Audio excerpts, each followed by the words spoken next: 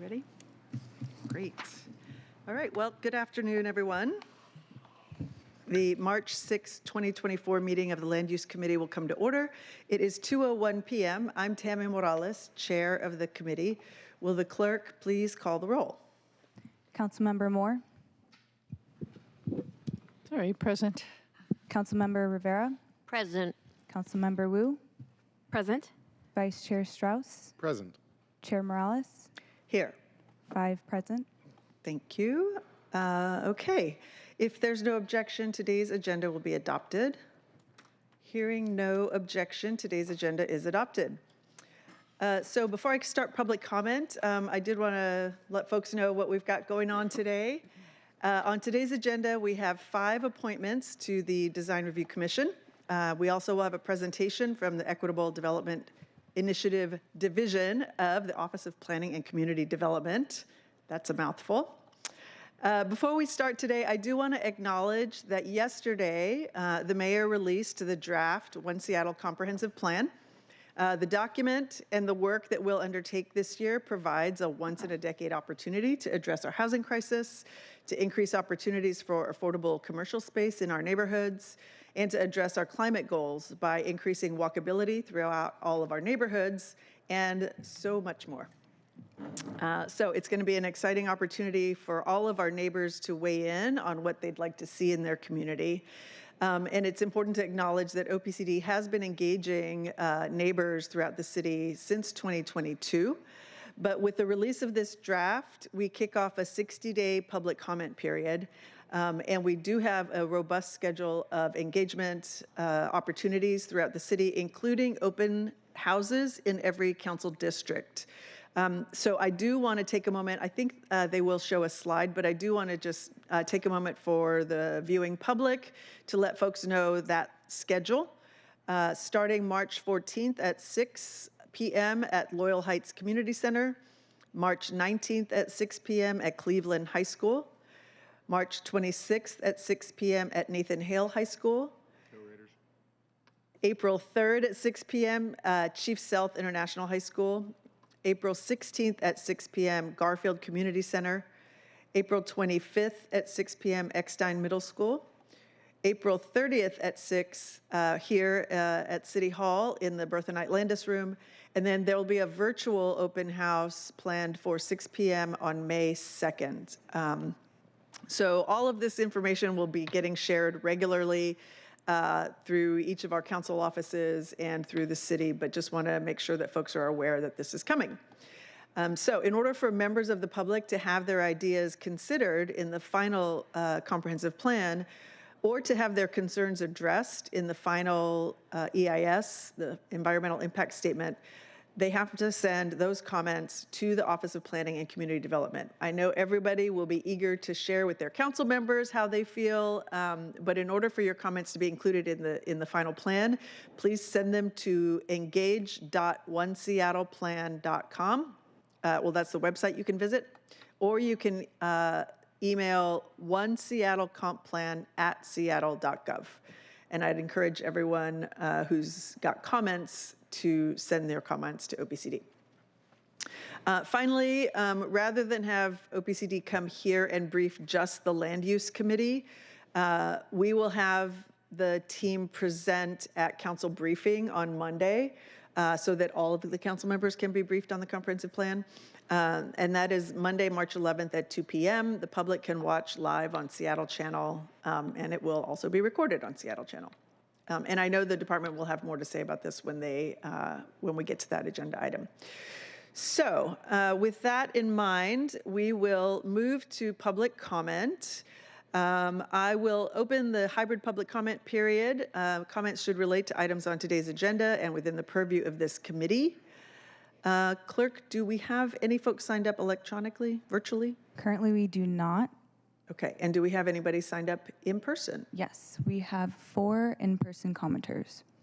Okay, so each person will have 2 minutes to speak. When you hear the chime, that means you have 10 seconds left, so please begin to wrap up your comments and we'll move to the next speaker.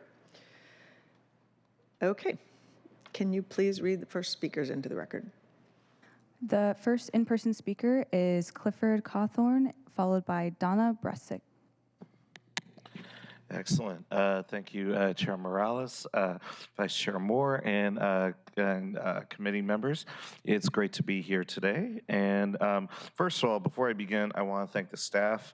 I know this has been a big effort to push this draft update forward. So I just want to say thank you on behalf of Habitat for Humanity, Seattle, King, Kittitas County, the organization I'm here to represent. And while I applaud the work, I think that we can be a bit bolder in this draft plan. And as we move forward in this process, I hope to share some more of these thoughts with you. And as we get more information, be able to give you this feedback. But from my initial viewing of this plan, I would just encourage the council to consider fully utilizing some of the tools the city has at its disposal, in order to be able to create affordable housing through added density.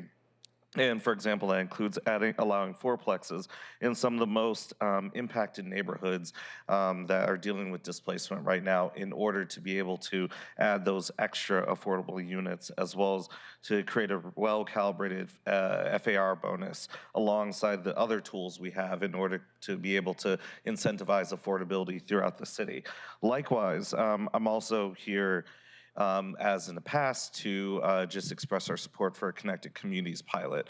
With what I've seen so far, I think that this zoning pilot will be a nice complement to what we're seeing in the comprehensive plan. I look forward to exploring that more with you as time goes on. As for other tools we have, I would just simply encourage the council to think about adding to our toolbox rather than moving backwards in terms of some of the tools we have to be able to build affordability in this city. So with that, thank you very much. Appreciate your work, and I look forward to working with you more. Next up, we have Donna Bresic, followed by Steve Rubicello.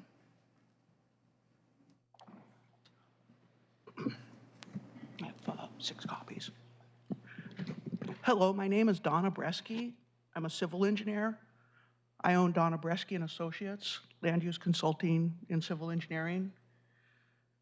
I'm an advocate for more housing and applaud Seattle and their efforts in the ADU legislation that happened in 2019, and then also for this upcoming comprehensive plan and the ability to build more housing.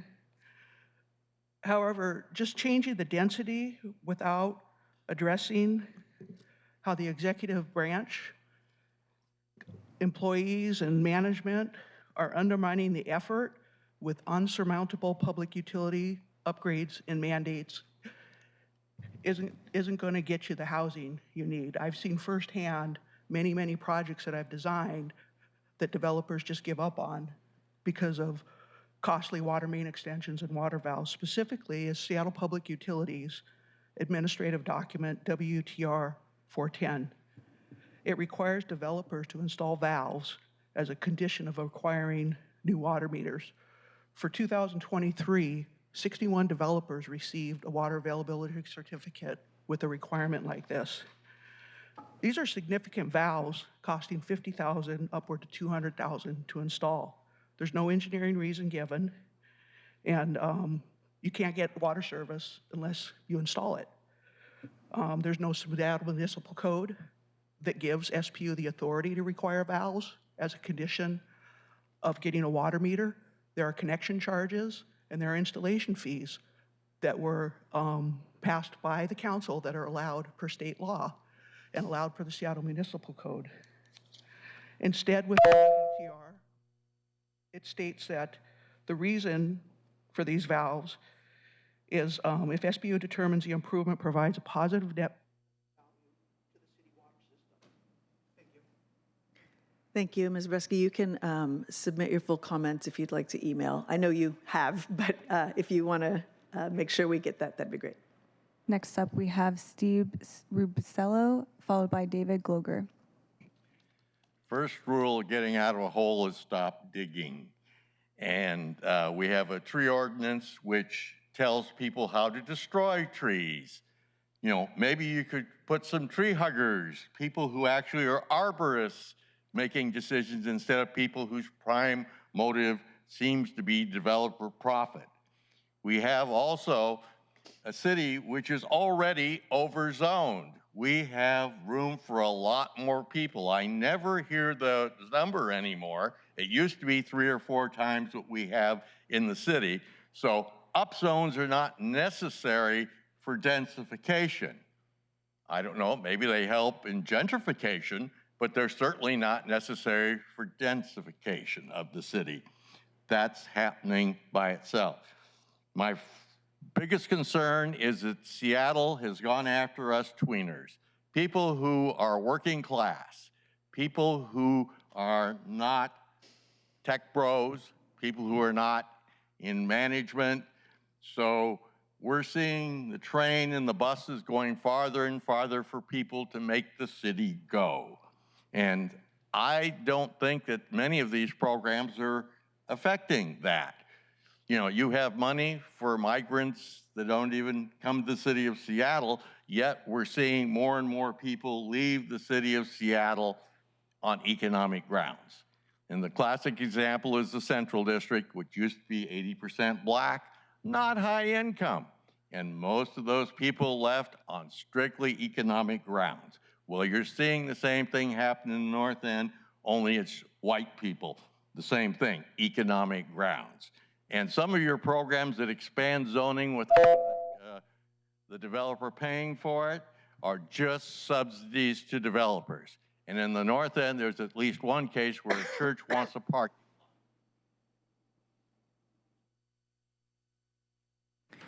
Thank you. Next up, and our last in-person speaker is David Gloger.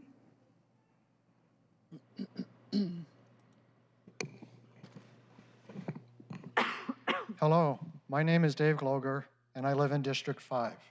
I am here today to talk about Seattle's tree protection ordinance, which was enacted in the spring of 2023. I know that that is not on today's agenda, but I think that it is important for you to understand the ramifications of that ordinance. Last spring, when this ordinance was being discussed, Councilmember Strauss and the city touted how this ordinance would protect 175,000 trees, way more than the old ordinance where it protected 17,000. Well, it does protect them from private property owners, but it does not protect them from developers. Even the largest trees can be cut down if a developer says the tree inhibits the development. They can even cut the tree down just for want of adding a pathway. Just read the ordinance, it's clearly there. Since this ordinance passed in the spring of 2023, we have seen numerous lots where every tree is cut down. Today, I would like to share an example how little this ordinance does to protect our urban canopy. I have a photo of a property at 3003 Northeast 88th in the Wedgwood neighborhood, I believe District 4. On the back of this property is a 50-inch diameter western red cedar, which has been given the name Astra, and Astra is shown on this picture. It also shows where the developer girdled the tree with a chainsaw without a permit. Under the old ordinance, trees like Astra were protected, but the new ordinance provides no such protection.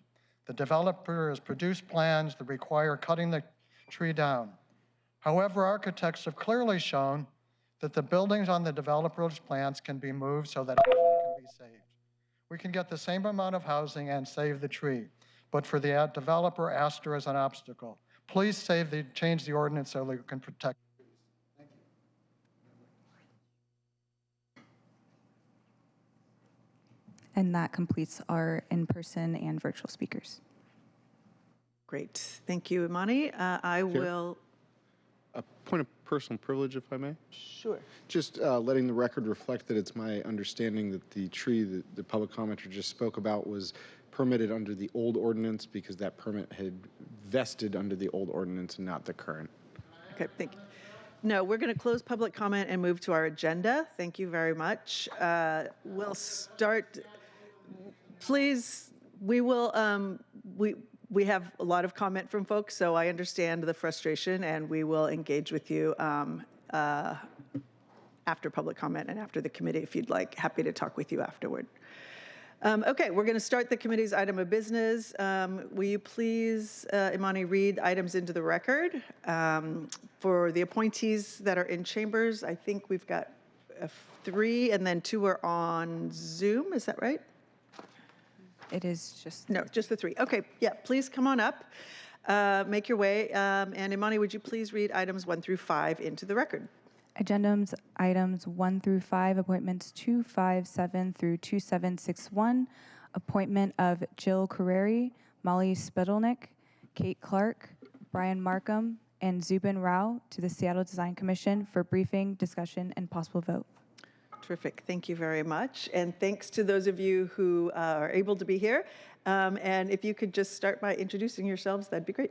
Sure, I'd be happy to. Michael Jenkins, I'm the Executive Director of the Seattle Design Commission, and we'll start with Kate Clark. I'm Kate Clark. I'm an artist that works in the field of public art and being recommended for the art representative for the council, for the commission. Good afternoon. My name is Zubin Rao. I'm an architect and associate at the Miller Hull Partnership. Work on a lot of civic buildings, including fire stations and things like that. And I'm Molly Spetalnick. I'm an urban designer associate at ZGF Architects. I'm a former design commissioner as the Get Engaged commissioner, and I'm up for urban design commissioner today. Great. And Thank you. the 2 other individuals that are joining us, hopefully remote, are Jill Crary, who is currently the chair of the commission, who's seeking reappointment as chair for her 2nd and final term. And then Brian Markham, who is seeking approval as an engineer for the commission. And I have some opening comments maybe to help. We have many new faces on the council today, and I'm really excited to see you in this role on the council and in this committee. The Seattle Design Commission has been in existence since 1968. All of our commissioners are appointed by the mayor and confirmed by the council. The role of the commission is to advise the mayor, the council, and city departments on the design and environmental implications of new capital facilities, projects that seek long-term or permanent use of a right-of-way like a vacation or a sky bridge. And then for the past 25 years, the commission has had that same role in evaluating and providing input to city departments and the mayor and the council on the implications of sound transit's investments. Since 2017, we've been looking at the implications of Sound Transit 3 and the 13 new stations that will impact our neighborhoods. And we've been happy to take that role on and providing advice to city departments. So just briefly, Kate is seeking appointment as the artist position. She leads a firm that I'm sure she can tell you about called Parkology that specializes in public art installations, not only in the Northwest, but around the United States. She's done very interesting work for the city as well in her role with Seattle Public Utilities and their art plan, as well as a current proposal that's a combined project with Seattle Public Utilities and the Parks Department to create a new reservoir at Bitter Lake. Zubin Rao, joining as the architect, has a very impressive career with Miller Hull leading publicly funded projects. He recently worked and completed Fire Station 31, which I believe is in District 5. He's also worked on a variety of other civic facilities in Bellevue, Langley, British Columbia, City of Bellevue, and a variety of other facilities and locations around this region.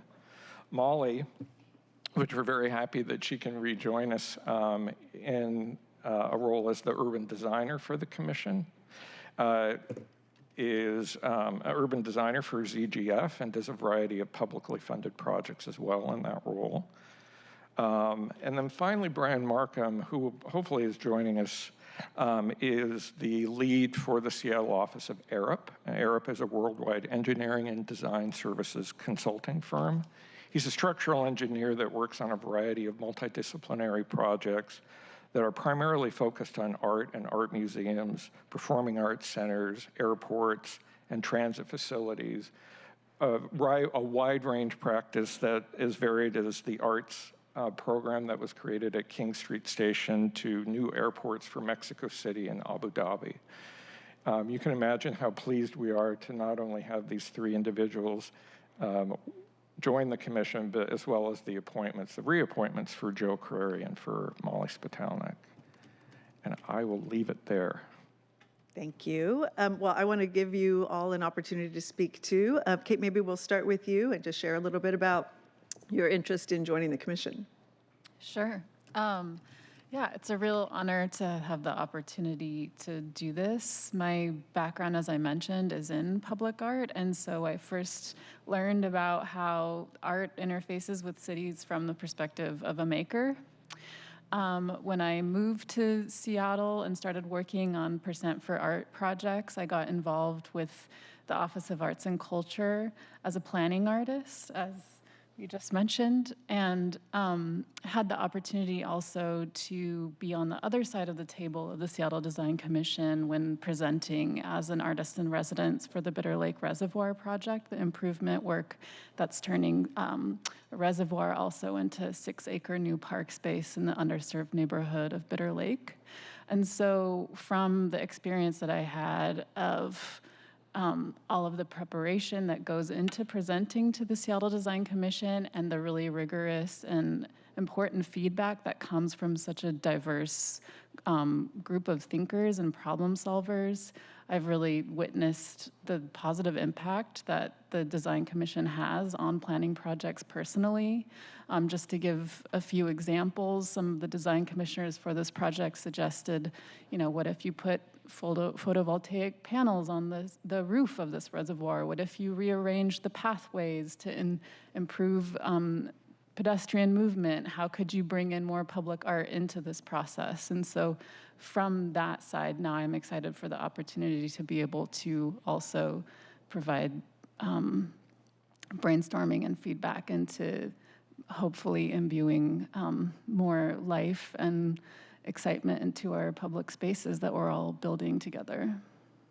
And can you talk a little bit, I'm looking at your CV, lots of incredible projects.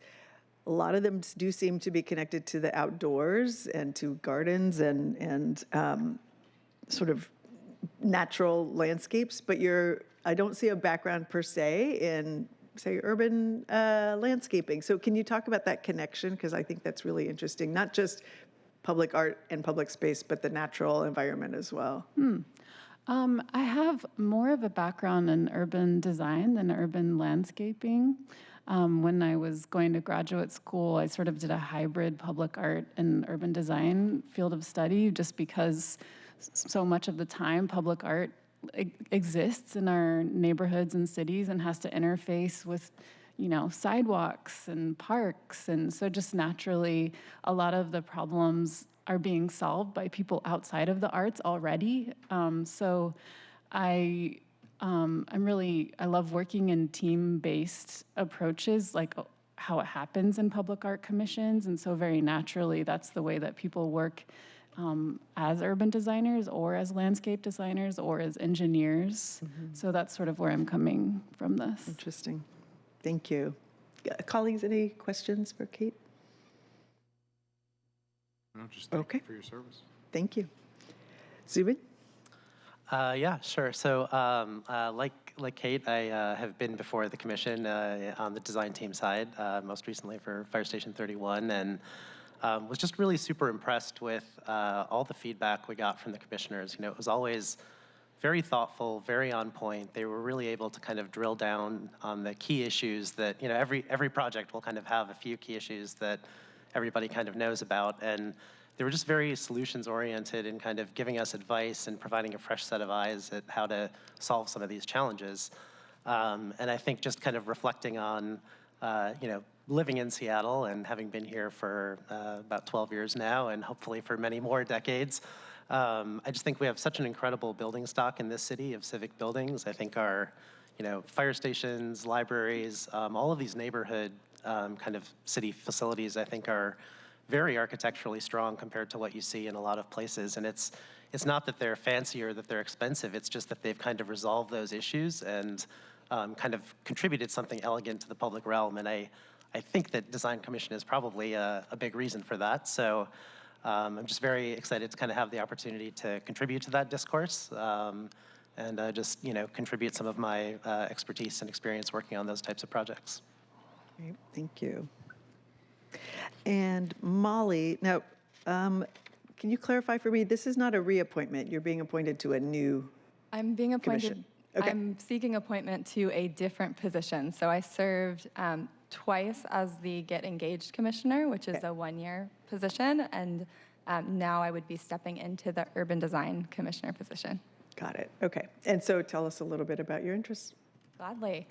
So I originally came, similar to Kate and Zubin, I originally came before the Design Commission through project work, so through Pike Pine Streetscape and Bicycle Improvements project where I was working as an urban designer, and similarly found that not only were the commissioner comments incredibly helpful in moving forward some of the goals of the project that the project had come up against challenges with, like expanding sidewalks over the bridges over I-5. They helped us navigate some of the solutions between SDOT and WashDOT, but also just preparing to come before the Design Commission causes project teams to really come together and speak about some of the values that the commission puts forward, and so to really craft a story around how each of our projects meet some of the city goals from the get-go.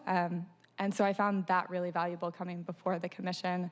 And then being on the commission, we've been reviewing the variety of projects that Michael described, so anything that's impacting the public right-of-way, which is within my practice. I focus on streetscapes, bicycle improvements, on master planning projects, so on private and public development, as well as private and public funding in my practice, as well as work on light rail, on stations, and on transit-oriented development. So the work that I've done in practice on transit-oriented development with Sound Transit really allowed me to feel valuable on our reviews of the West Seattle to Ballard Link extension, which was a big reason that we talked about my continuation, so that I can continue to help the Design Commission move through those reviews alongside other city agencies and other city departments.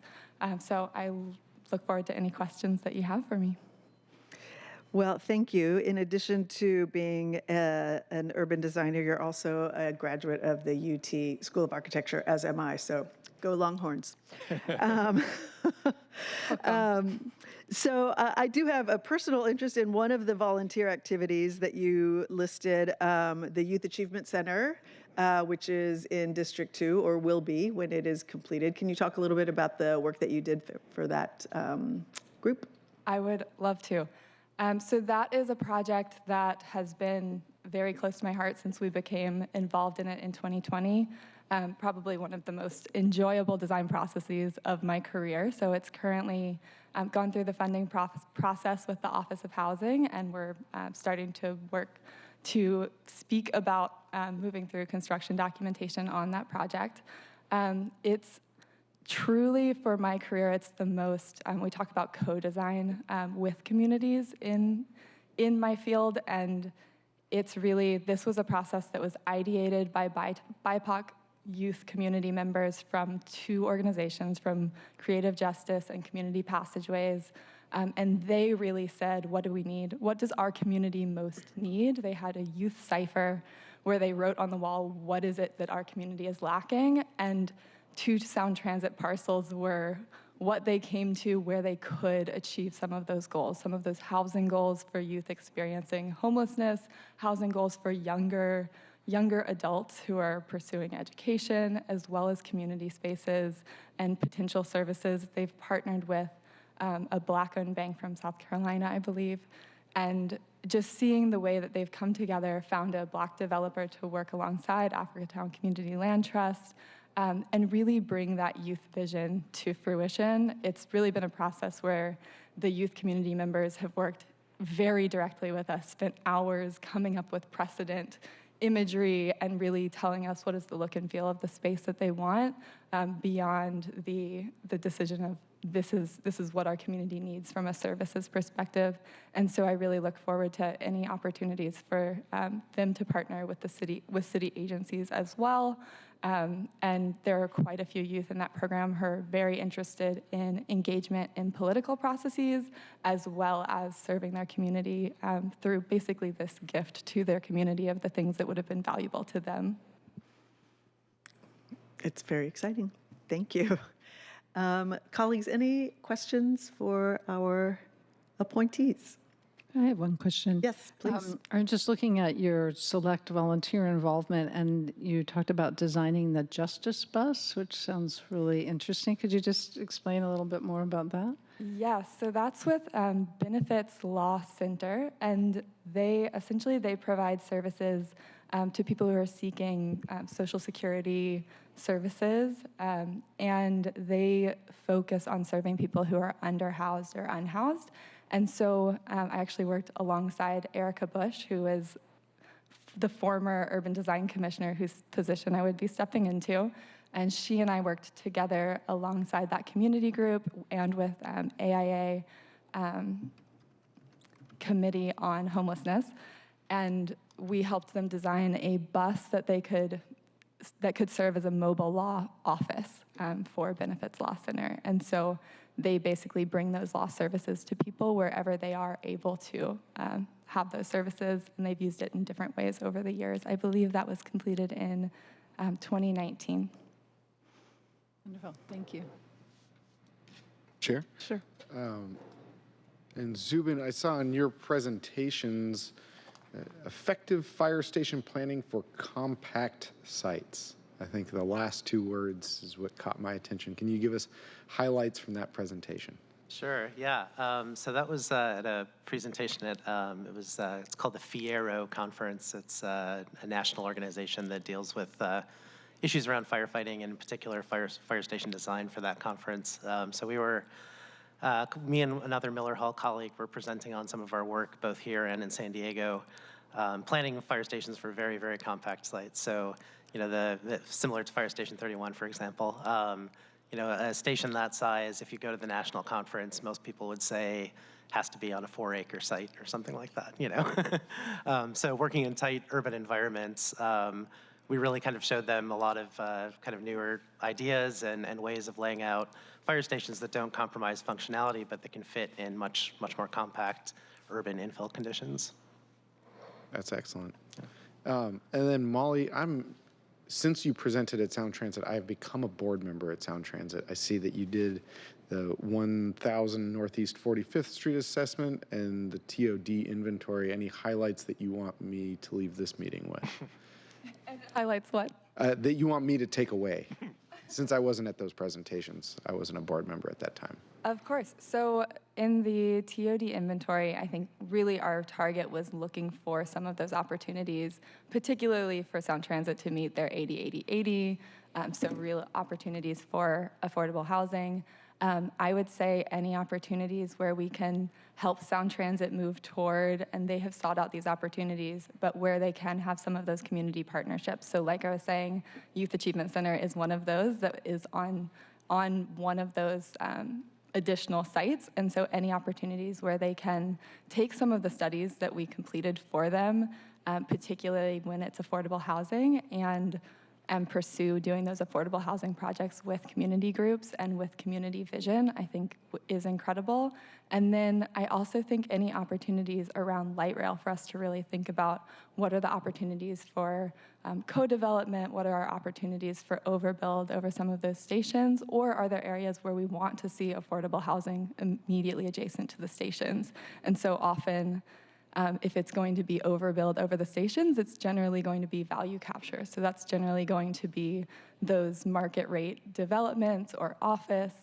But if we want to see affordable housing near light rail stations, those may be adjacent to the stations. So I would encourage you to just think at a city goals perspective, where do we really want to see affordable housing, and where do we want to see those more complex overbuild market rate solutions? And then what do I need to be thinking about to get more affordable childcare in and around light rail stations? That's a great question. Partnerships. I think it's where can the city or agencies partner with Sound Transit to get those potential locations?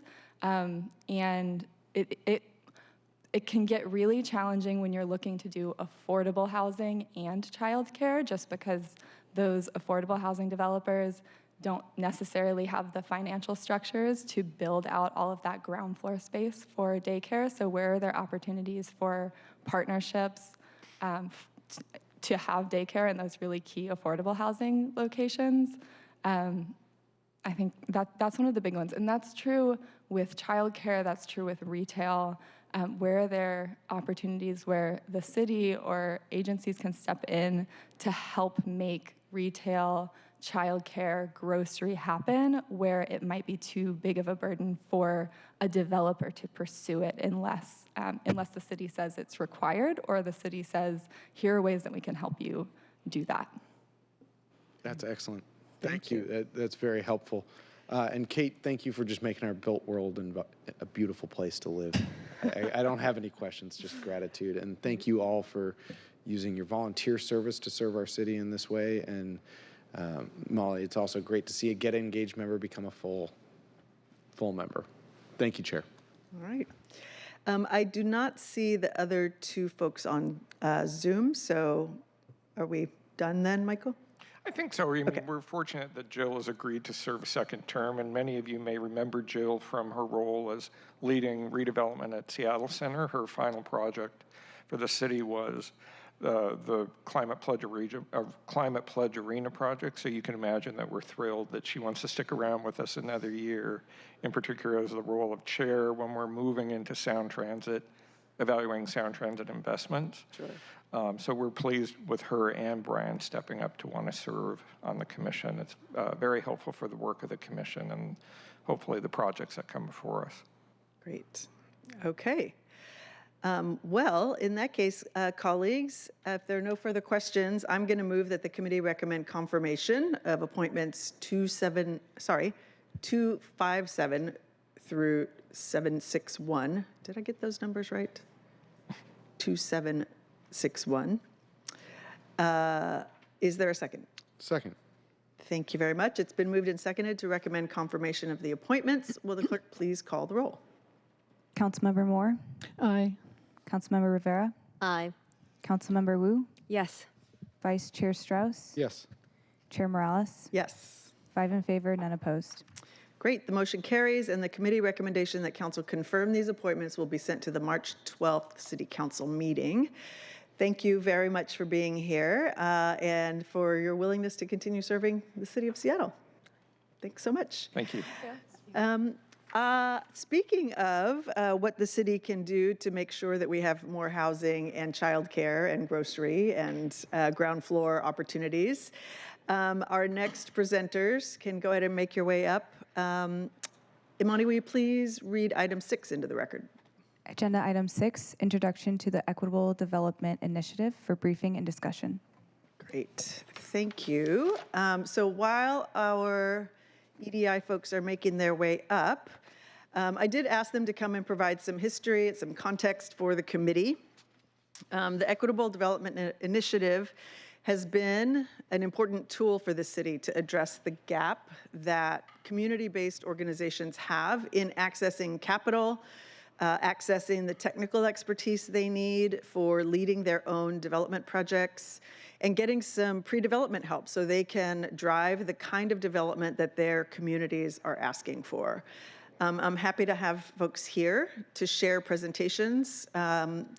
Colleagues, you should have received it. It is kind of a long presentation, so I'm going to ask that we hold comments and questions until the end and just make note of the slide number that you would like to discuss.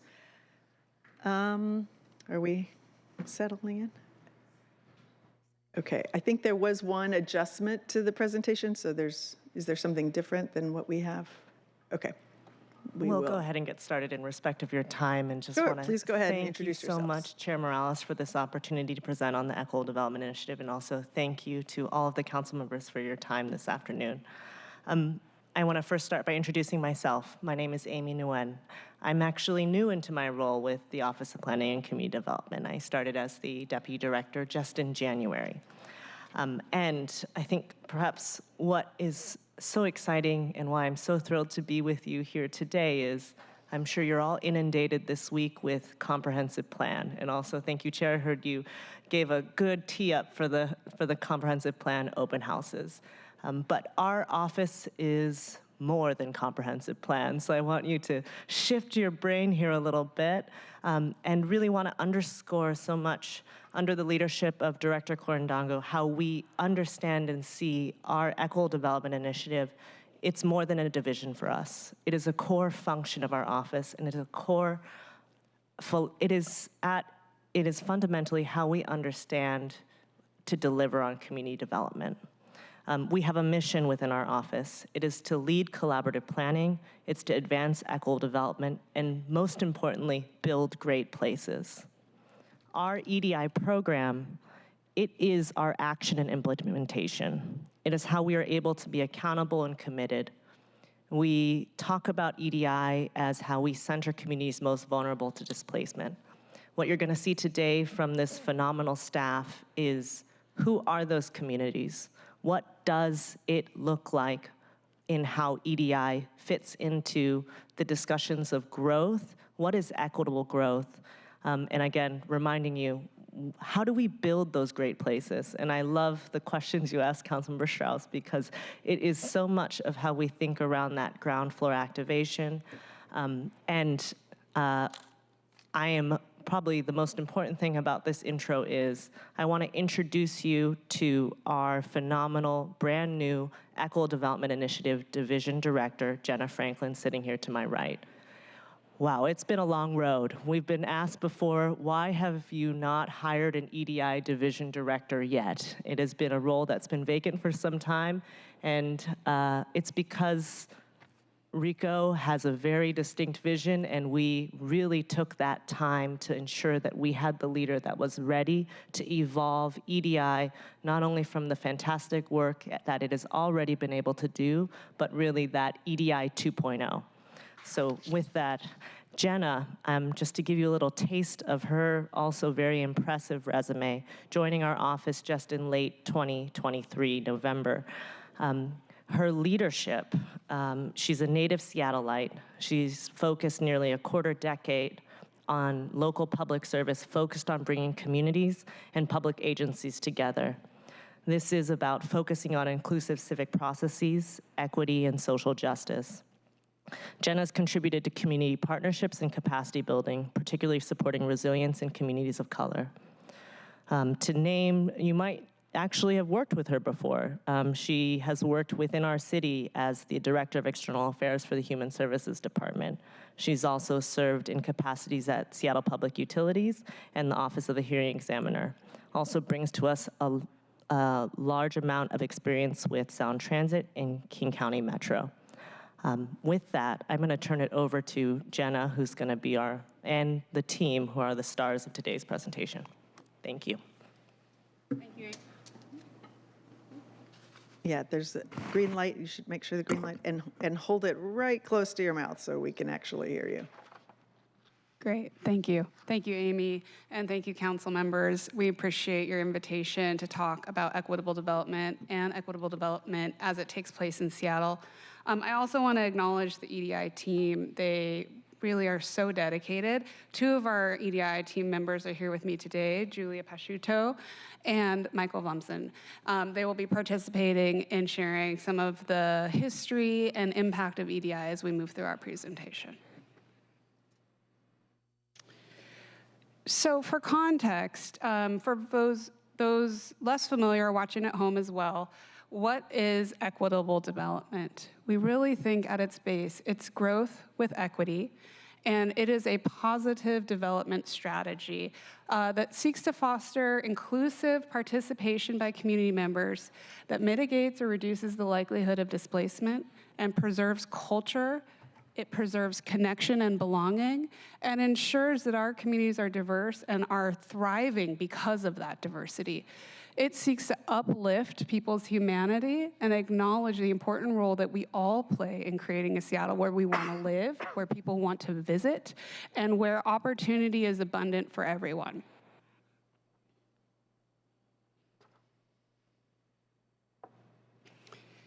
So we have a little error on this slide with formatting, but I'll move through it. What is the consequence of not doing equitable development, and why do we foster it? It enhances social capital. It brings people together and allows community to partner and create solutions that actually benefit the entire city and solve specific needs that are related to intergenerational lack of opportunity and underinvestment. When we under-resource communities, it has profound and lasting impact. We see those come forward with need for increased human services. We see those come forward with difficulty attaining housing security. We see those come forward with lack of diverse economy where people are in ownership of their places and spaces and providing culturally attuned services. It also affirms our commitment to inclusive growth and anti-displacement that brings forward the benefits of culture and diversity, that allows us to create a vibrant and thriving economy that brings people to our city, attracts investment, and we are also able to ensure that communities are totally integrated and engaged in planning for a future where they can thrive and contribute to the well-being of everyone.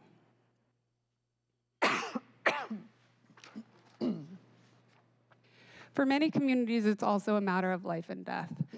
And I know that sounds dramatic, but I want to underscore that in public health research, something called the weathering effect acknowledges the immediate and long-term impacts that are experienced by communities who are marginalized and experience the chronic stressors of that marginalization. That leads to reduced life expectancy, chronic illness, disease. Public health suffers immensely under this phenomenon of weathering. So if we fail to address through active strategies the well-being of community, we will see that compound over time. And people's lives are reduced. Life expectancy actually goes down. Also, intersectionality. The multitude of identities that people carry compound this. The more identities you hold, the more subject to the various stressors you are. And so we will see in communities where that intersectionality is ever present, greater disparity.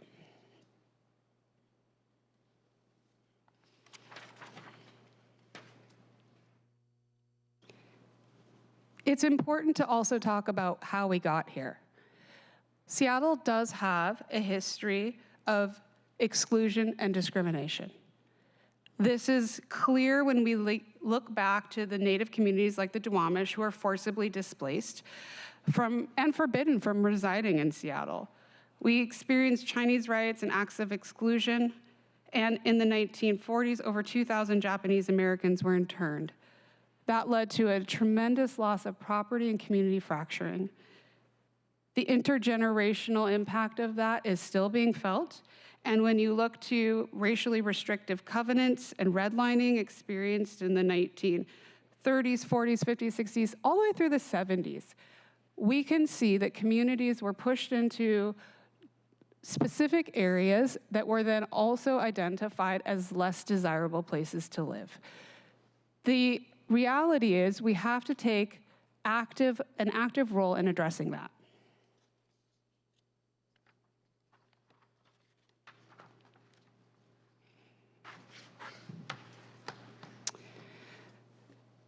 So there are many benefits to equitable development. Empowering community resources builds capacity and empowers the growth and leadership of people to direct their own future and provide culturally attuned services and programming. We're able to ensure a more prosperous economy and foster job creation through equitable development, both because the investments we're making employ community organizations, but also the developments that are created create a trained and skilled job market, workforce for the job market for delivering these projects. Also, entrepreneurship and economic diversity, both within communities of color and small and medium-sized businesses, is providing a foundation for a more robust and secure local economy.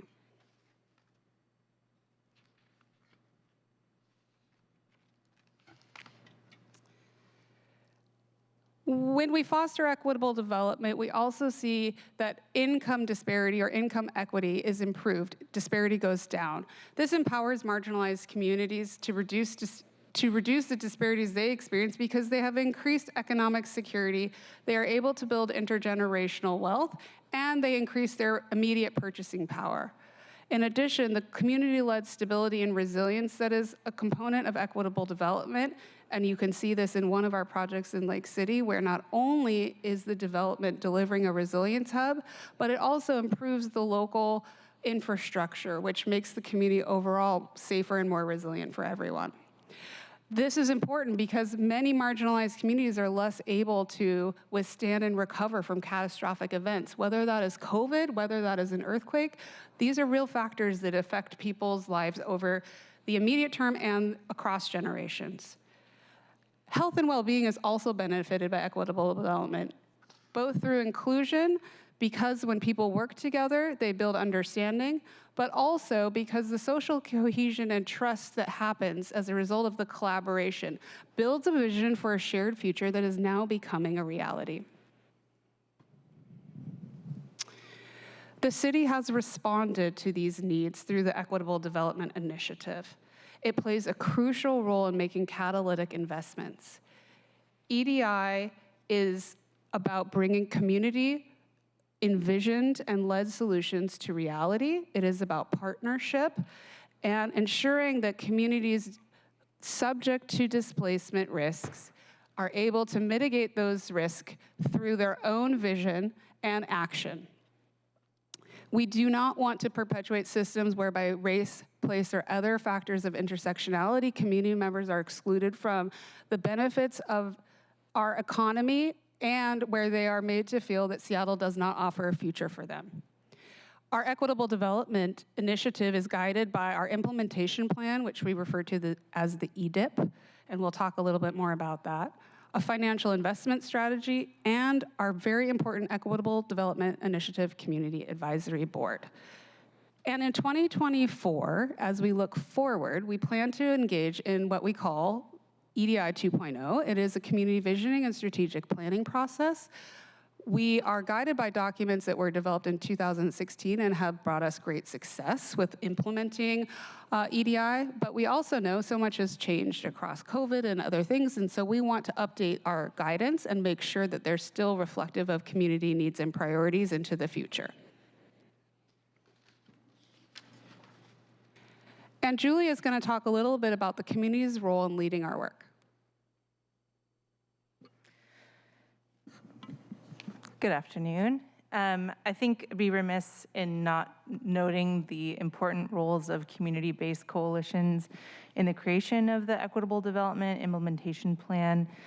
The two coalitions listed here, South Communities Organizing for Racial and Regional Equity and the Race and Social Equity Task Force, are comprised of organizations from across neighborhoods that experience redlining and disinvestments, have created the conditions for displacement.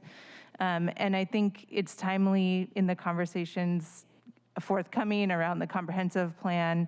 The EDIP really came out of the recognition through the 2035 comprehensive plan and the growth and equity analysis that no matter how we grow, we were going to enhance displacement pressures across communities that are at a higher risk of displacement.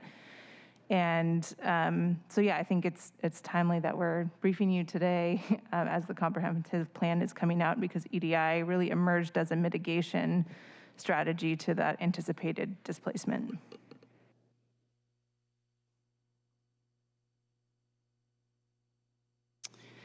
So looking back to EDI, as it got started in 2016, our EDIP was published, and then by October, we had funding from the sale of the Civic Square property in place.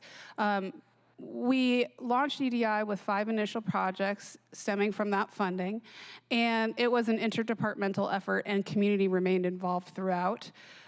In 2017, the Interim Advisory Board, Investment Committee, and Implementation Work Group were formed, and our EDI subcabinet approved release of an additional $5.5 million for our open competitive RFP process to come.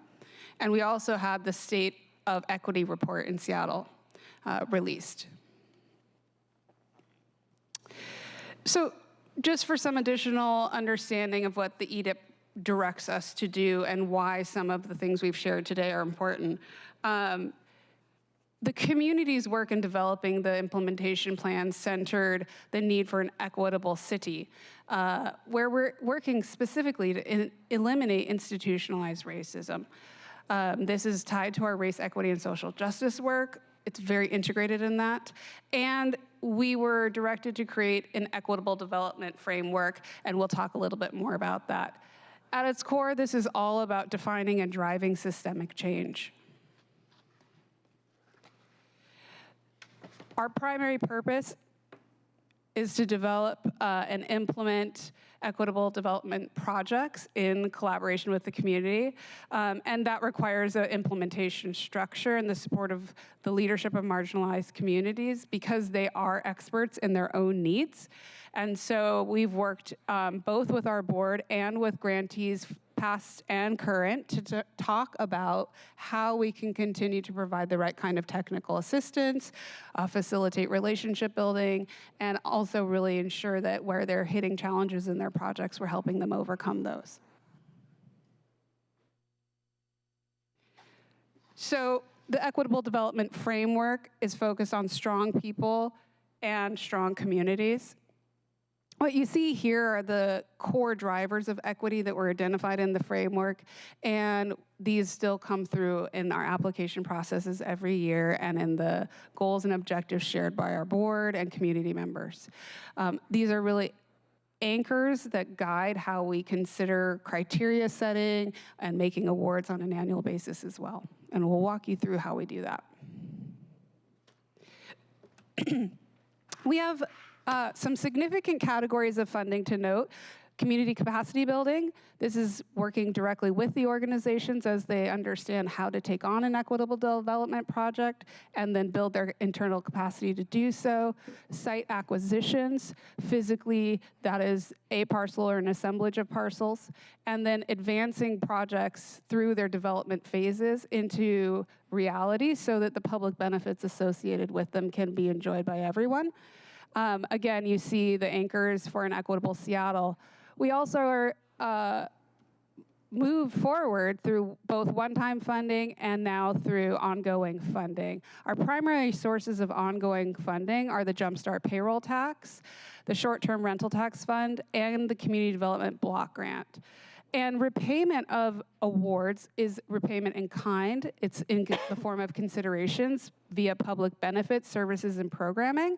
And we actually receive a twofold return for the city's investment, both through the deed and covenant that secures the investment as well as the services provided.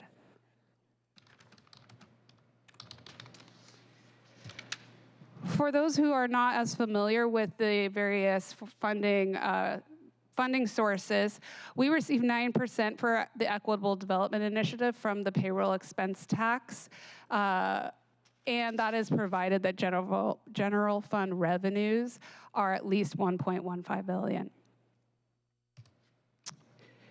We receive a considerable amount also from the short-term rental tax, and for those who are less aware, that is a tax on short-term rentals for stays over 30 days. And EDI, the Office of Planning and Community Development, and then EDI are allocated the first $5 million of that. And so those are two primary sources. The third being the Community Development Block Grant. That's about $450-ish million. This is really a program that is designed for ground floor activation, as many of our other investments are. Sorry, Jenna, I just want to clarify $450,000, right? Yeah. Pardon me. Thank you. Thank you. If it was $450 million, we'd be on. We'd be in an even better position. Pardon me. So like many of our sources of funding and our allocation types, we are looking to create ground floor activation. And so I wanted to highlight that because that was mentioned earlier. What does an equitable development project bring to the community? It brings activation of the community space at the ground floor level. It brings the opportunity to provide human services, social services, childcare, and community places and spaces that bring people into connection and foster inclusion and belonging. It's incredibly important. These are culturally relevant and attuned services. They are uniquely designed and envisioned by the community in response to expressed needs. And so all of these forms of funding also share in that they are designed to be done together with community as a very intentional component of them all. So what does the funding process on an annual basis look like? We announce the RFP. We typically do 1 to 2 cycles, and that depends on the mix of needs and funding requirements. That could be whether or not we receive an additional allocation of funds, and then in that case, we might split the funding process to 2 cycles. We develop core criteria. This works with the EDIP as well as a community review panel and the Equitable Development and Equitable Development Advisory Board. And then the application period commences. We do quite a bit of outreach, education, and engagement to make it a low barrier accessible process. And then as people submit their proposals, we're also organizing internally, breaking the reviewers into groups, and preparing to actually review all of the applications, addressing any conflicts of interest that we have concerns around to ensure that it is a fair and competitive process aligned with the criteria. So we'll move through the review process. Recommendations will come out of that based on all of the various criteria, and those come from the review panel to PCD. We are then taking those recommendations, ensuring that they align with all of our requirements, and working internally with the city to finalize them and make a selection of awardees. We provide those awardees with a notification or intent to award. We talk to them about the requirements for receiving and utilizing their funding and move into the contracting phase and implementation. Once they receive their award, they have a defined period of time to advance the components of their deliverables associated to their contract. And we work with them along the way, both in coaching and monitoring and technical assistance to ensure that they can do that as successfully as possible. Michael, our fund manager, is going to talk to you about the awards on an annual basis, looking back to 2017. Thanks, Jenna. So this is a very high-level roll-up of kind of how the overall EDI fund has been performing and sort of its growth over time. And it's somewhat tracks, as you can imagine, with the addition of the permanent funding sources. So, the short-term rental tax started to bring a boost in what we can do, and then you can see a great increase in the last 3 years as the payroll expense tax started to be collected and then dispersed. There are a couple places like in 2021 where you're seeing some very big one-time expenditures from the Mercer Mega Block sale. So, that throws off some of this in terms of a steady trend, but that's basically what you're seeing is these new permanent and dedicated funding sources coming online. One of the things that we want to mention in this is part of the overall plan for EDI has always been to sort of walk alongside and in partnership with the community organizations. So some of these awards frequently, the same organization is getting funded multiple times over years for capacity or to help with an initial problem and then coming in at the back end later to close out the funding streams for that project, because EDI is one of the only funding streams that really does some of the non-residential work. So we need to be able to close gaps as well. I'll also just leave with another piece of information just to kind of give you a sense of the overall scale of what we're looking at is, in 2018, we had about 35 applicants who were asking for about just less than $16 million from the program. Last year, we had 105 applications asking for $140 million. So in addition to the funding coming online, we're seeing even greater growth in the kind of need that community organizations are expressing to us whenever we open up the RFPs. So I think that illustrates that the need far exceeds the funding. And the consequence of reducing funding for these projects, it can be catastrophic. Not only can it disrupt the momentum of the projects, but it can put the organizations at risk. Our funding brings in legitimacy, attracts other funders, and these projects are leveraging community organizations who are seeking to activate ground floors and often provide affordable housing on top. It leverages their internal operational structures, their budgets. And so, withdrawing or constricting our funding really puts them in a difficult position where they may not be able to fill those gaps.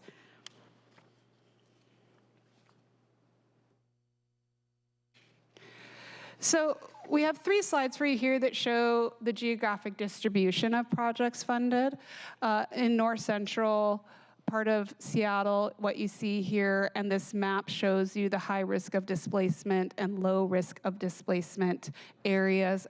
We focus on high risk of displacement areas and communities, and so what you're seeing on this particular map is where we've funded projects in the North and Central Zone. In the South and Southwest, and then citywide for projects that are still identifying a specific location, you can see the distributions of projects here.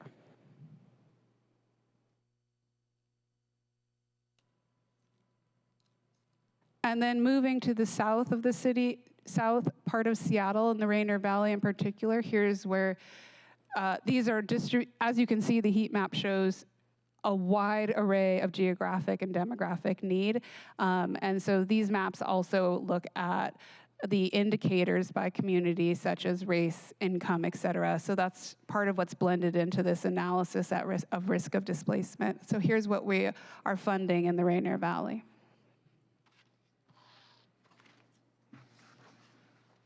Julie is going to talk about one of our projects, Art Noir, and then we'll move through some other projects just to give you a sense of the range of projects and the types of benefits they bring.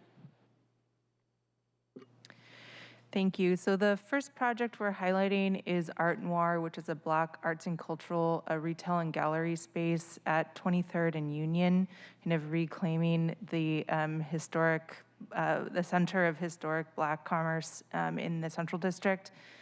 And I'm going to let the video speak for itself because I think it shows exactly what they do. But I did want to name that the current formation of Art Noir in this particular condo in the ground floor of it's a market rate housing project, was also in deep partnership with the Cultural Space Agency, who you may be becoming familiar with as well.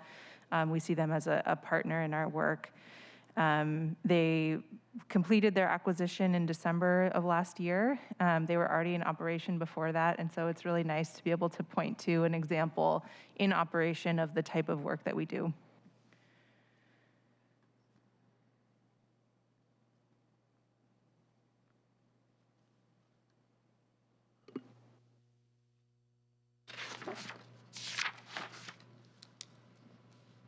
Uh-oh.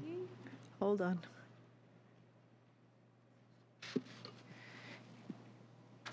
Stand by. We will get the volume for this figured out. And if we can't get the audio to work,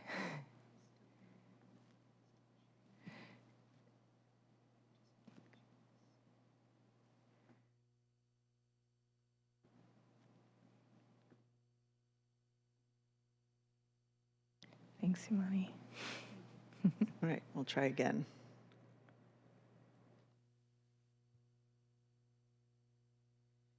When Vivian offered us this opportunity, Ernie called me and he said, I said, well, what are we waiting for? Are you kidding me? That's the neighborhood, man. Being from the Central District, having grown up here, being nurtured by this community, it is of the utmost importance in my view that Unmute. legacy and represent it well and represent it beautifully and creatively. What we've done is provided a space for African descent artists to put their material up on a wall some of them for the first time. Yeah. Some of them have never ever had an opportunity to be in a gallery. We'll see people, young and old, walk past the gallery, look inside, and then come back with a big smile because what they're seeing is what they thought they saw, images that look like themselves. So what we do and the place that's being provided is very, very important to, I think, the community at large, but definitely specifically the artist Afrocentric community. This is a place that you can come and know that you don't have to fight for what you're worth. I think it's important to shift the narrative of having to knock on doors and beg to be at tables that we're not invited to, and just create the tables. Let's build the tables. Let's build the spaces and actually provide the opportunities for us to get where we want to be. One of the biggest joys that I think all of us that work in this space experience is just what happens when people walk in the door. They see reflections of this amazing art, and then just to be able to spend time in this space that feels good to them in a community that some people have felt pushed out of is really rewarding to all of us. The central area is our home. It belongs to us. And so this is our opportunity to create a home in the way that we want it to be. Thanks. We've got a couple projects to highlight for you. The next one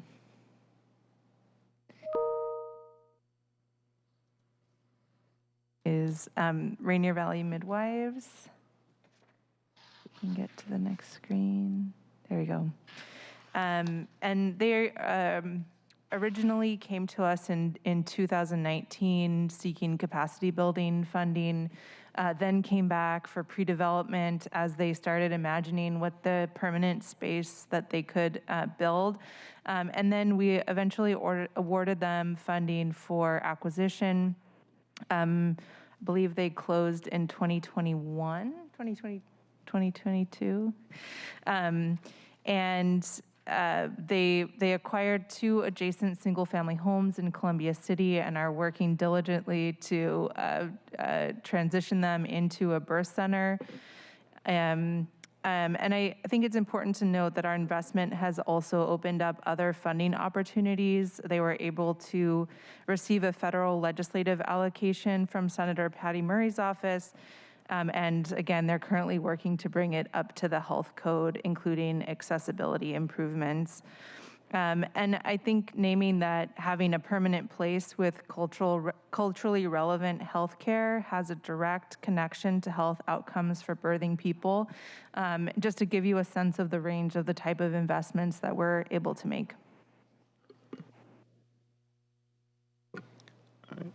The next project to highlight is the Rainier Beach Action Coalition's Food Innovation District. RBAC was able to purchase a site right across from the Rainier Beach Light Rail Station. So it's a great TOD site. We worked with Forterra and them to complete the purchase of the site. And the goal really, RBAC has did a lot of work with the community to develop the neighborhood plan and some of the goals for the Food Innovation District. And so this project is critical to seeing that community vision move throughout. And they're currently working with us on some initial stabilization of the existing building because they found that they had a lot of programming that they could do right away while they work on the overall redesign. So we're working with them on getting more programming space available in the short term and also queuing them up for success when they ultimately redevelop the site along to complete the full community vision they have. The next project here, and I'm hoping you all have had a chance to go see the Duwamish matron on the side and take a visit. It's an amazing project down in Pioneer Square. The Chief Seattle Club completed the All project a few years ago, and this is a great example of the EDI programming partnering with the Office of Housing and other residential funders to join our funding streams together. So while the Office of Housing did a great job pulling together the funding for the permanent supportive housing units on top to address homelessness in the urban Native community, EDI was able to support both the rebuilding of some of the Chief Seattle Club office space to make them more efficient for their case managers, help Seattle Indian Health Board create a clinic in the basement area, as well as ensure that there was space for the All Cafe.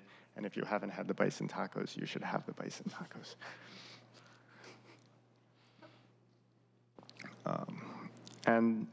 The last project, and also we're super excited about this one, the Friends of Little Saigon and the Landmark Project has been one of the original EDI projects working with us since the inception of the program.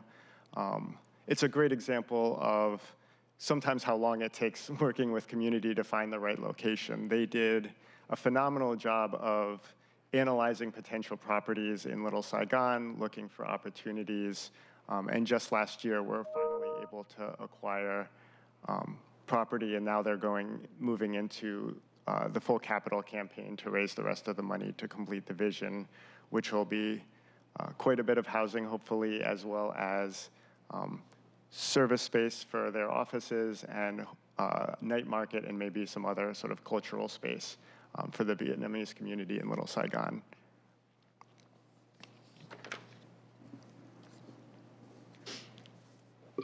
So work ahead for EDI. We're working with our board on an ordinance update and new member appointments. We're currently recruiting for 3 openings. And we will then move into some of our interdepartmental support and collaboration. I know you're all aware of the Equitable Development Zoning, Connected Communities implementation work, and we really want to also help with matchmaking for our community development partners. We also work with Human Services Department, the Office of Housing, and other city departments to address the interdepartmental efficiencies that can leverage our projects forward. We will go through our annual award process and leverage many of the engagements there into our strategic planning effort. So we also have our just management of our active grantee projects. And then the strategic planning, we will go through a visioning process and then identify all of the elements of the plan and move through those steps. We also have our division operation and planning improvements. These are structural and governance improvements, employee development. As our projects gain complexity, we want to make sure the skills of our team match and are able to support the projects moving forward and make sure our grantees are successful. And then we have general things around contracting, budget management. And so these are just some of the operational functions that the small portion of our budget that's allocated to soft cost support. I think the last thing I want to share in closing is that commitments under EDI are really an active expression of our RSJI work. We are taking a very direct role in partnering with community to ensure that the commitments we've made under RSJI are happening and they are more than rhetoric. I think we also want to make sure that we understand that there are real consequences for every benefit we could name, and I can go through them all, and we may discuss them as we move into discussion. The reverse is true when we withdraw and retract these investments. So it will be felt if we move away, both in people's hearts, but also in the outcomes community members experience. And we thank you for your time and interest. Thank you very much for that thorough look back and explanation of some of the projects that you've been working on and why they're so important. In Councilmember Strauss's committee this morning, we heard from the Tribal Relations and the Indigenous Advisory Council folks in the city about the importance of acknowledging the impact of racist policies on Native communities. We heard about the importance of community self-determination. And this initiative is one example of how our city has responded to requests from Native communities, communities of color, refugees, and others who have been impacted by policies that don't serve them. So this is important work. It is the city's response to much of what we've heard from different neighbors who need us to be tacking a different direction and really support the kind of development that they are asking for. And these have really allowed the kind of self-determination to happen in real ways by supporting the kind of development that these neighbors are asking for, like the Al housing project and coffee shop that I think some of our committee members went to just this morning. That was created by Chief Seattle Club. I really appreciate the video that you showed. I wrote down what Jasmine said, which is that this is important, particularly in her case, in the Black community, so that we don't beg to be at tables that we're not invited to. We just build our own table. That's what this is about. And I think it's really important that we do what we can to acknowledge the city's role in creating these circumstances and acknowledge the city's obligation and responsibility to helping solve them. So thank you for everything that you're doing. My first question, I think Michael already answered, but can you talk a little bit about the average amount of requests that you get every year relative to the requests that actually come in? And then I want to clarify, it looked to me like for 2024, there was something like $25 million available from all your funding sources, but there was a page on here that said that this year we awarded $13 million. So if you could also talk about the disparity there, or if there's a second round anticipated. Sure, I think the 13 million would have been the final round that we did last year. Okay. So, and then the 25 million is what is currently in the adopted budget that council passed in November. So that's, okay, pending revision, what we're anticipating. And then you said for last year, something like 140. Yeah, and that wasn't on the, that data isn't on the slides, but okay, that's, we ran 2 different funding rounds last year, and the total amount that was requested from the projects was a little over 140 million between the 2 of them. And then we were able to award the amount, a full budgeted amount of about 23 million. Okay. So I think it is important, and you talked about this already, about, part of the impetus for this initiative almost 10 years ago was to help organizations get the support they needed for that ground floor construction, right? Because when we're building housing projects, particularly if we're talking about affordable housing, there is money from the Office of Housing for the housing floors, but there isn't money, and OH money can't be used for the ground floor construction. And very often these are intended to provide particular services for neighbors, for housing, or for childcare, social services, all the things you mentioned. Part of what we are trying to do with the Connected Communities pilot that we've also been talking about in this committee is create that pathway to equitable development, to incentivize investment in more communities with that affordable commercial space. And so like EDI, this is about supporting the partnerships between community and more traditional developers. But the Connected Communities pilot is about doing that through incentives, not through the kind of direct funding that the EDI project does. But can you talk about, either way, how this relates to the kind of inclusive, livable neighborhoods that we have as a goal for the city, and that we've at least started to see in the comp plan that was released, which I will admit I have not fully read yet.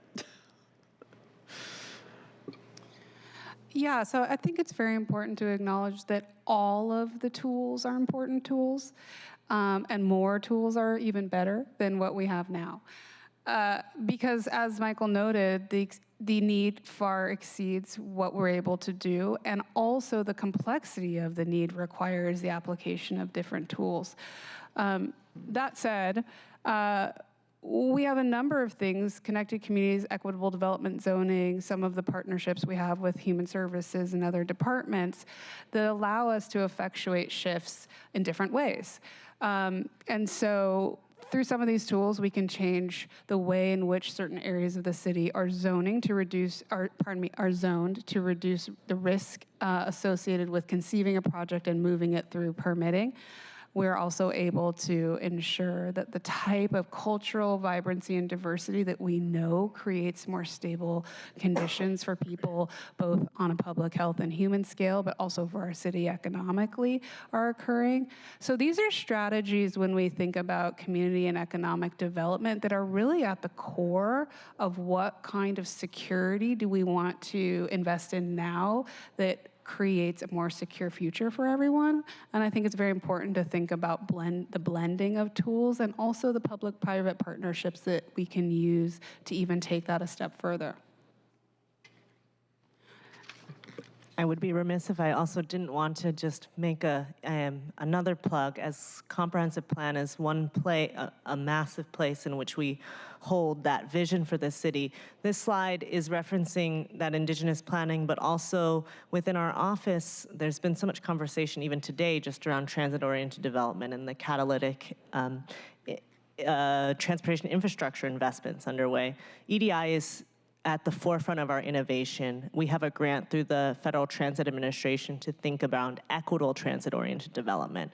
And where is that going? I think a really great place to name this is EDI working lockstep with community. We need to also be forward-thinking around how we set our EDI grantees, future EDI grantees, to leverage in those growth opportunities for the city as we think about the horizon of what really light rail means for this city.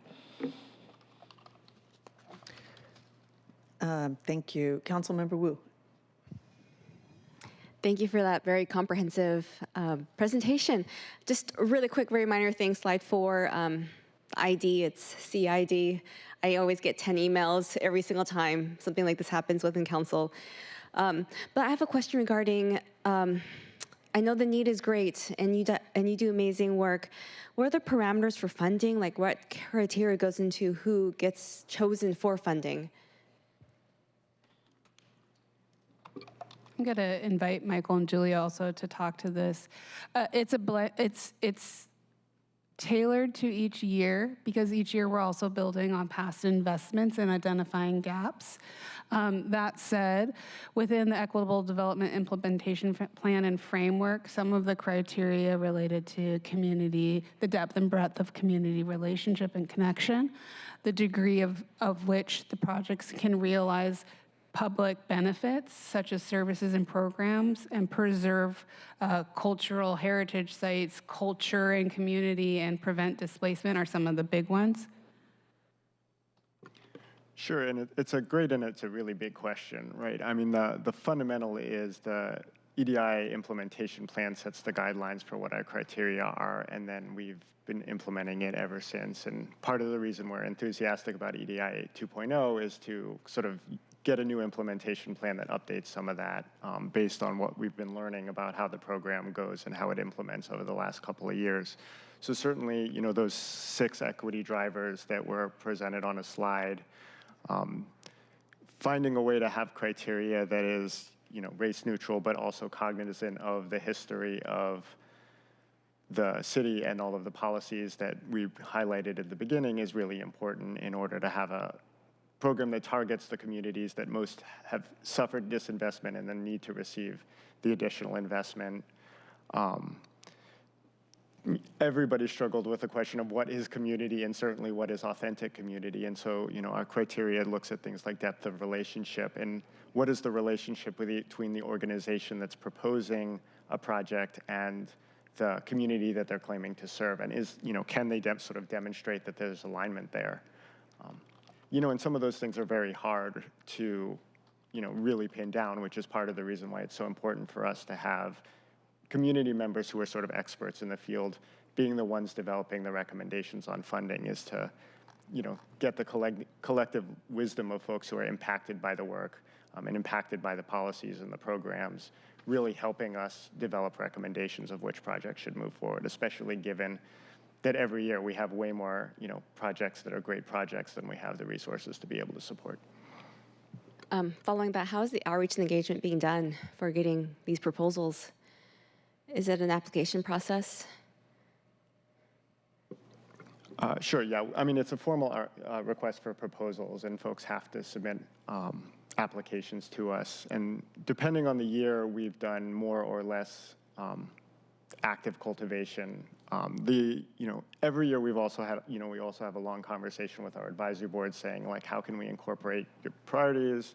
This is what we're learning. What do you think should be some of the focus? And they've been highlighting a lot over the last couple of years, sort of the tension between providing an opportunity for new projects to get support versus making sure that we're able to sustain investments with projects that we're already funding and we're already working with so that they don't drop off the cliff and we don't sort of have projects piling up.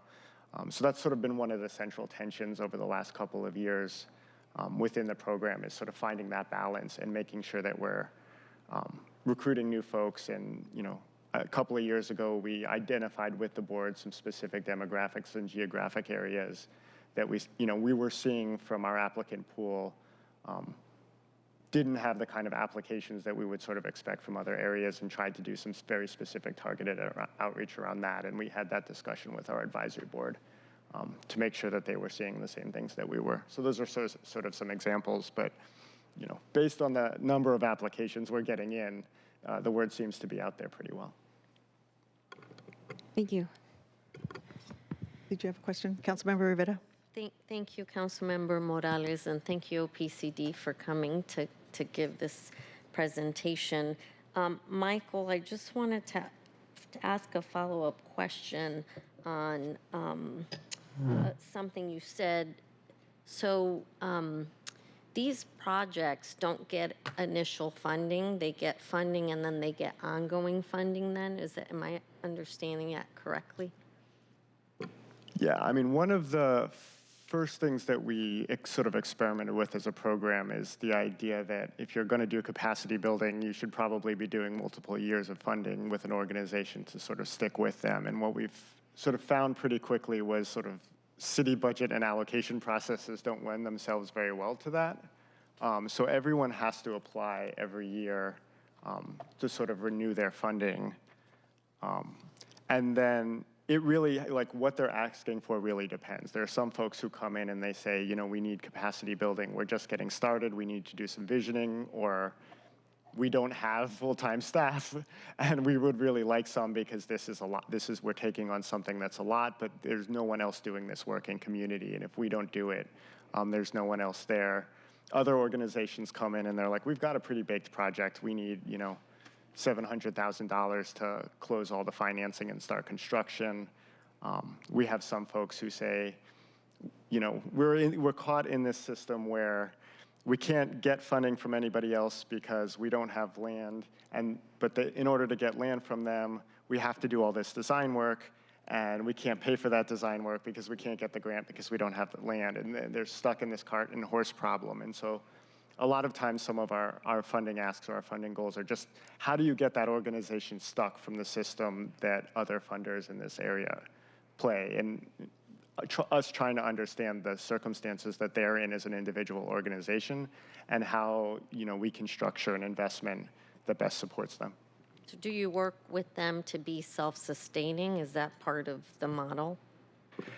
Yeah, absolutely. I mean, that part of the reason that the capacity building is designed to run alongside the capital investments is the idea that if it's going to be operable for a long period of time, the organization actually has to be strong. And so that money is designed to be particularly flexible to support things like, you know, fundraising activities or, you know, accounting infrastructure and things like that they're going to need over the long term to be able to pull off something like this and then be able to ensure that the implementation is there. And our contracts are structured that even after the funds are awarded and the project is built, that we have some relationship with them for several years afterwards to make sure that they're stable, and if they run into trouble, that we have contractual mechanisms to both support them and also protect the city's investment.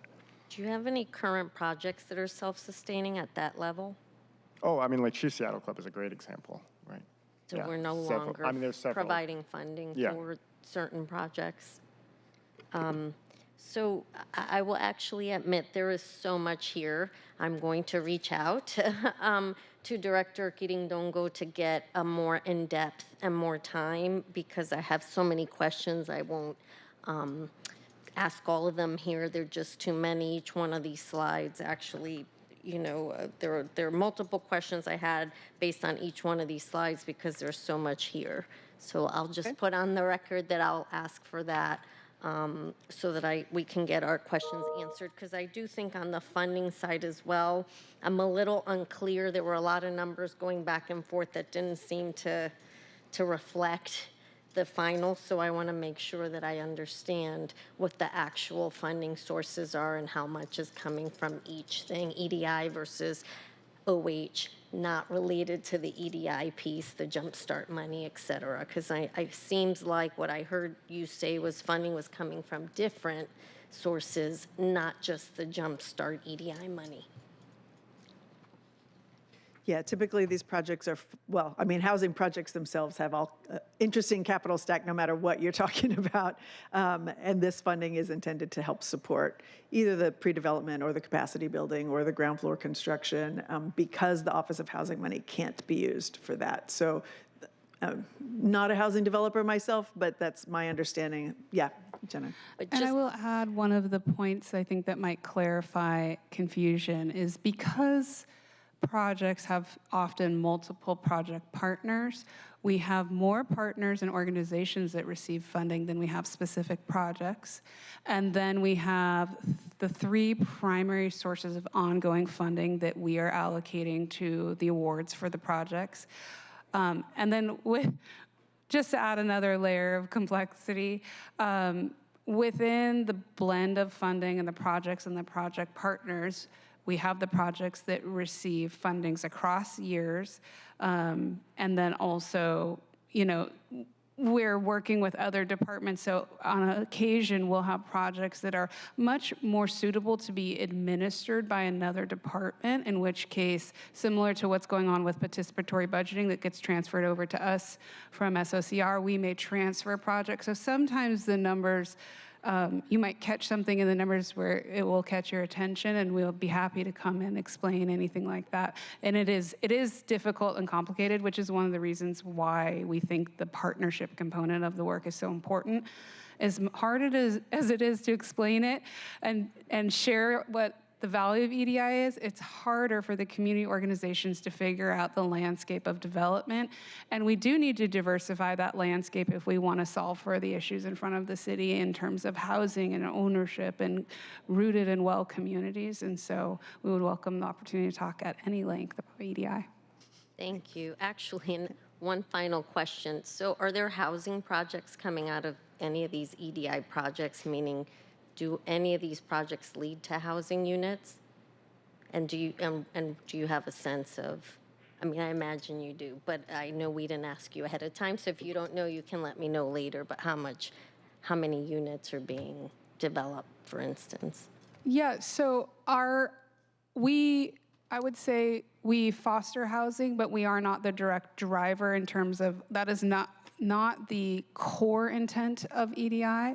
However, we welcome the opportunity of community to look at their own needs and tell us ways in which they can bring their project together.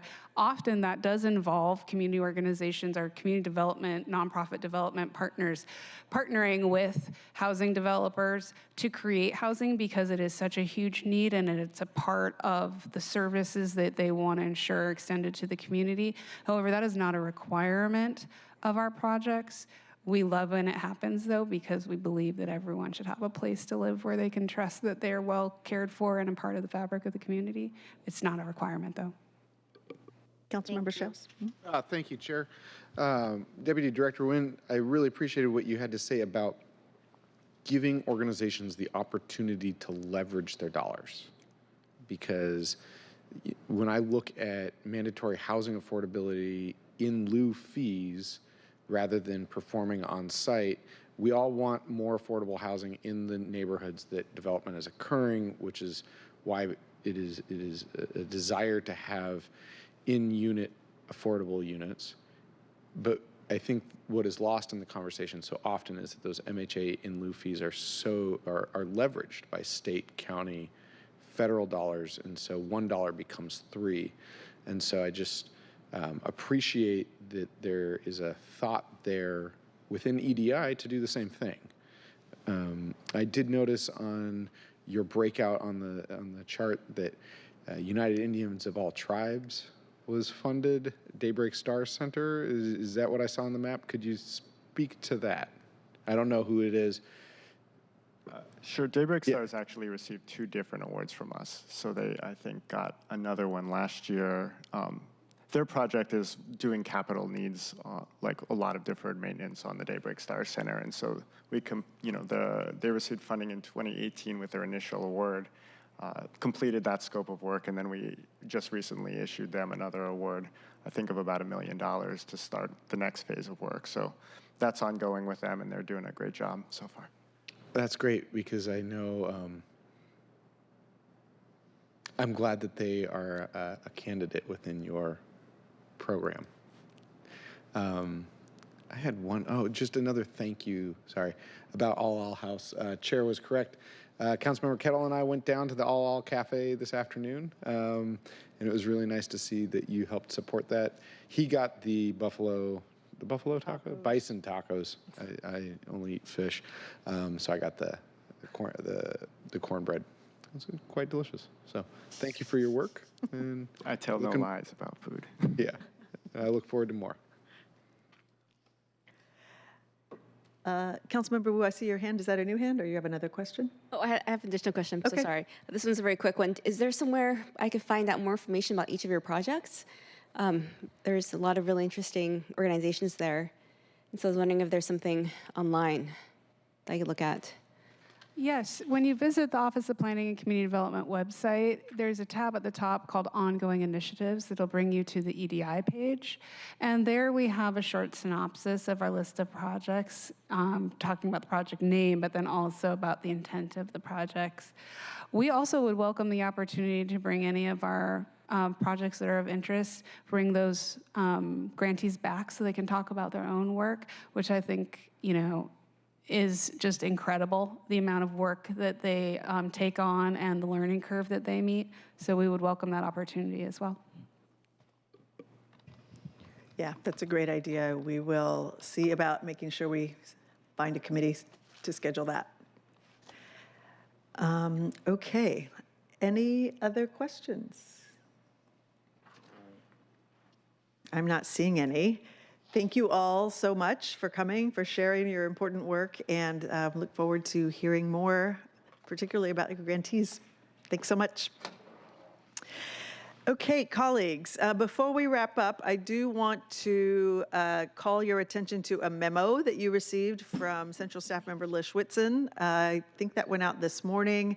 It does outline the Connected Communities Bill, as well as some issues for your consideration. So please do let him know by this Friday if you're contemplating amendments. He can help answer any questions you have about the bill or its implications, and is happy to help. Well, I'm sure you'll be happy, Lish, I'm speaking on your behalf, but happy to help draft amendments based on any changes that you might be contemplating. You don't have to come with a fully baked idea yet. He can talk you through that and make sure it's achieving your goals. Okay, the next Land Use Committee meets on Wednesday, March 20th at 2 p.m. If there is no further business, this meeting is adjourned. Thanks very much, everyone.